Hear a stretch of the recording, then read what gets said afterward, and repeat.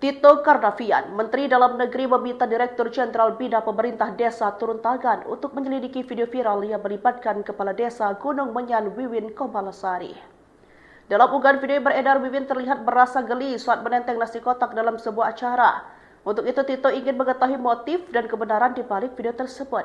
Hal ini disampaikan oleh Tito saat ditemui sejumlah awak media di Magelang, Jawa Tengah pada Selasa 25 Februari 2025.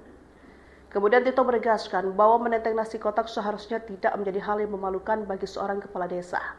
Ia menambahkan bahwa para menteri Kabinet Merah Putih juga seringkali makan nasi kotak saat retreat dan tidak ada unsur kemewahan. Tito menceritakan bahwa makan bersama tanpa nasi kotak menurut Tito hanya dinikmati para menteri di malam terakhir retreat saja. Bahkan ia ingat betul bahwa Pak Presiden juga makan nasi kotak juga. Sementara itu, di sisi lain atas beredarnya video tersebut, Kades Wiwin memberikan klarifikasinya. Wiwin memberikan klarifikasi melalui akun TikTok pribadinya. Ia menegaskan bahwa tidak ada niatan untuk menghina nasi kotak, melainkan hanya bercanda.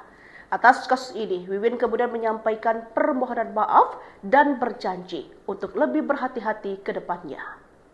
Aduh, seumur-umur ada mau lihat kan ini mau berkata. Jomet.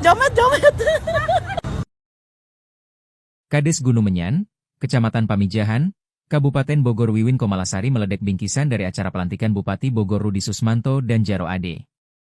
Kades Wiwin Komalasari mengaku geli saat menenteng bingkisan yang didapat seusai menghadiri pelantikan Bupati Bogor Rudi Susmanto. Video Wiwin meledek bingkisan tersebut bahkan viral di media sosial.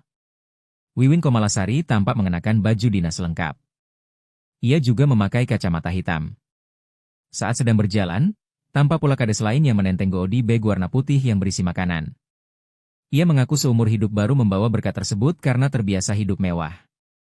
Tak hanya di situ, ia bahkan mengaku geli dengan bawaan berkat tersebut.